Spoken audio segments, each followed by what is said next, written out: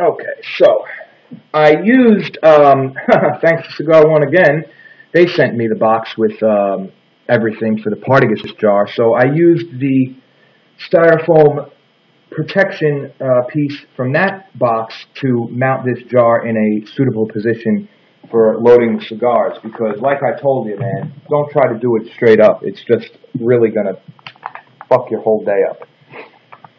A few of these cigars, one or two of them have a little split in the foot. So basically what I'm going to do, I'm going to load them in a place I know where they are. Those are the ones that get smoked first, because over long-term storage, splits turn into cracks, cracks turn into seams, and then the whole cigar falls apart. So we definitely want to smoke those first. That's a little piece of advice from me to you.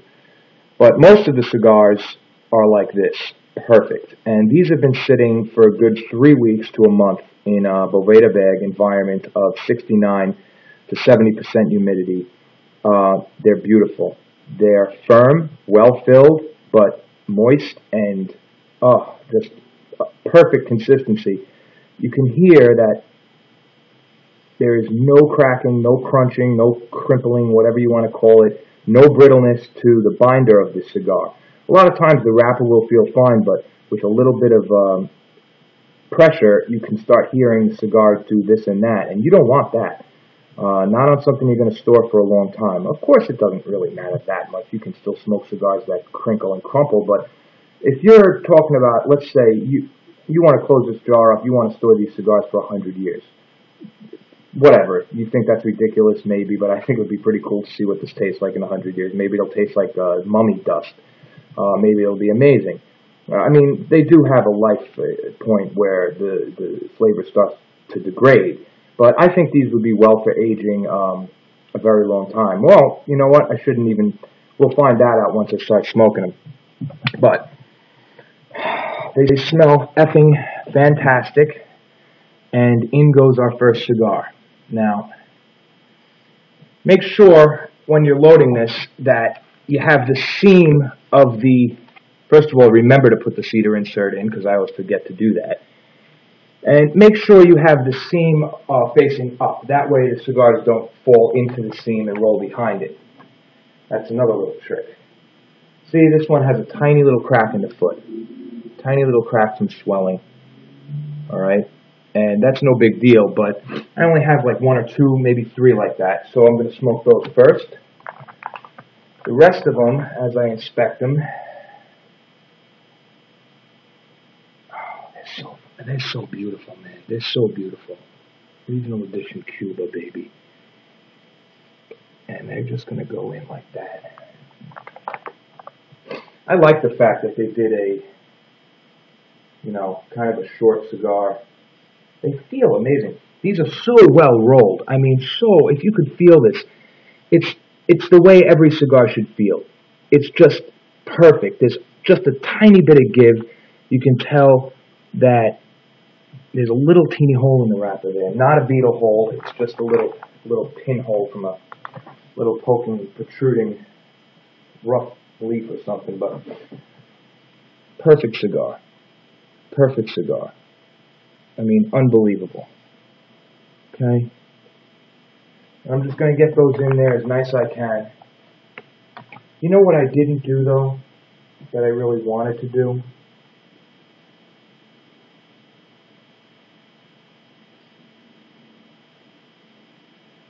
I didn't get to photograph these all out like this in the bag.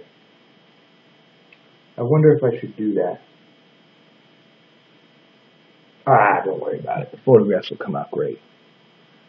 You know what? While we're doing the photographs, we'll lay out a few. We'll make a thing, because I can only take so. You know what? Here's the problem. I mean, I have them all laid out, and they're going to look like crap if I photograph them in the Boveda bag. They got to be out of the Boveda bag. That's the big advantage to photographing a box of cigars. You have all cigars laid out. Always interruptions. Anyway, let's speed things up a little here. Let's get these babies in. I'm just seeing how this bag, can't rave enough about this product. This bag kept these cigars just perfect. Okay. Look what I did.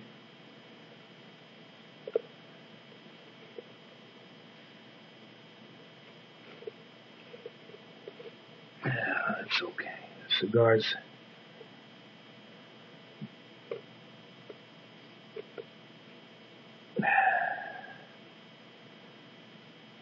I want the labels facing. And you call me crazy, but the reason I want that is because when I photograph these, and you photograph into the jar, it's nice to have all the cigars pretty symmetrical.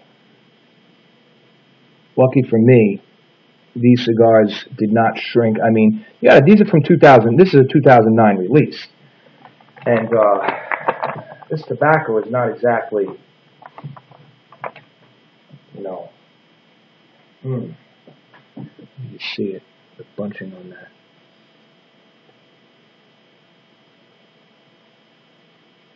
Just fucking gorgeous. Oops, excuse me.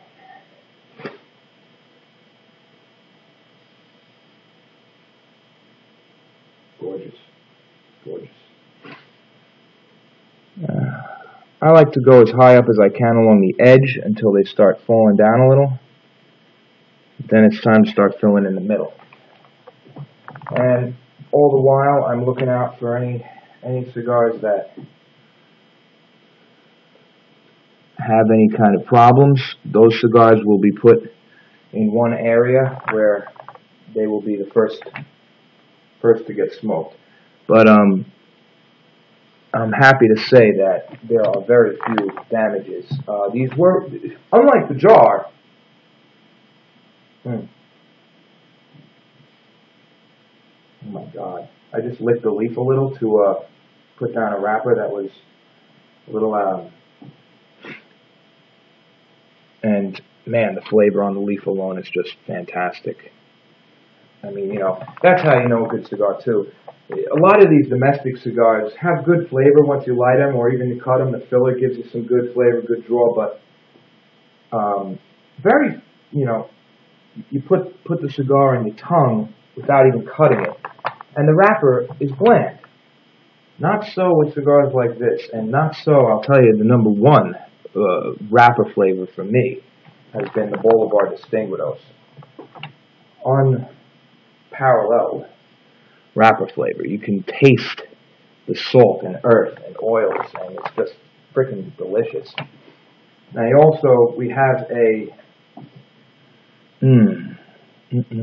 I think that might go somewhere around here soon. We have what do you call it? This is all perfect. This paper wrapped cigar. That one you want to try to put in later, and that one you want to pull out first, because that's there so you can easily remove the first cigar without damaging the surrounding cigars. Cigars, cigars, cigars, cigars, cigars. Oop, oop, oop, oop, oop, oop. See, that just fell right in there. That's not, I think that's where our paper cigar is going to go. This is not. Oop. Yeah.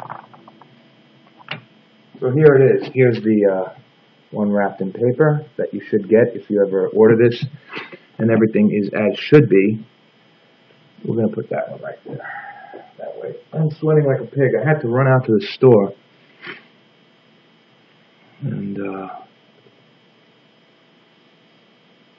see. Here. I need to.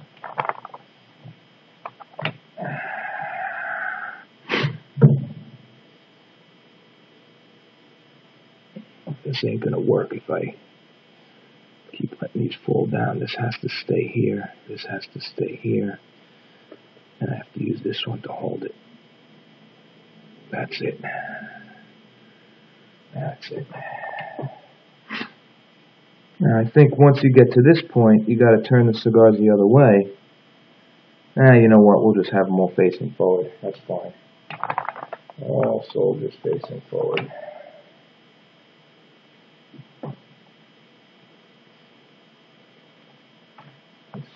incredible. Smell incredible. Ah, every cigar has such an aroma. Almost done. Almost done, folks. So I got 4 cigars. One that's not really even damaged, just a tiny little hole. And that's good, because what I plan to do is smoke about 4 or 5, probably 5. And at this point,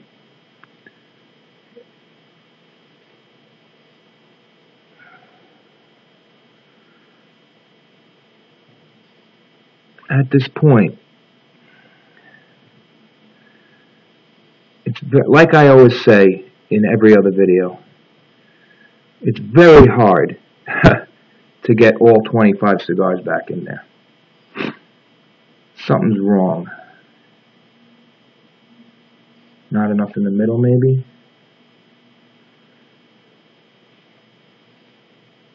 I see.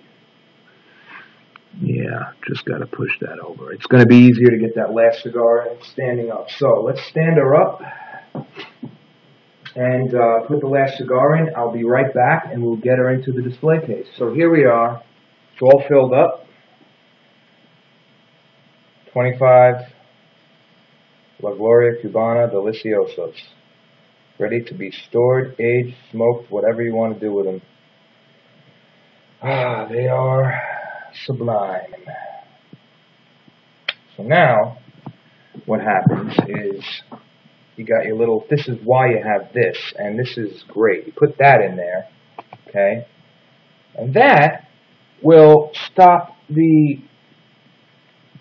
heads of the cigars from getting over-humidified from the humidification unit. But we all know that this is hardly sufficient to keep this going for any desirable amount of time. So what we're going to do is just stick a 72 Boveda bag right up in the head of this unit, which will give us plenty of room to do that. Also a magnet in there, so I'm probably going to put a hygrometer, like I always do. And we're done. So here's what I'm going to do now. First of all, let me get this Boveda bag out of the way. Okay. Just a quick sneak peek coming up also. Cuaba, Edition Limitada, 2008. A couple of aged cigars in there, and that's going to be a little something to look at. So here's what we're going to do. While we have our other jars out, and since I'm about to clean up the table, why don't we just take a look at how they're doing? First of all, our Bolivar jar. Boom. Reading very close to 70. I would say 68, and it's always possible we're off a degree or so. But almost 70. Also, though, please remember that this is up on the top where there's a cedar divider, a paper sheet, and the dual 72 packs are down along the side of the unit. The main test of whether or not everything is satisfactory, of course, is how are the cigars. Oh, they smell, oh my God. Oh my God. Let's take a look at one, shall we? Oh, remember these guys? Oh yeah.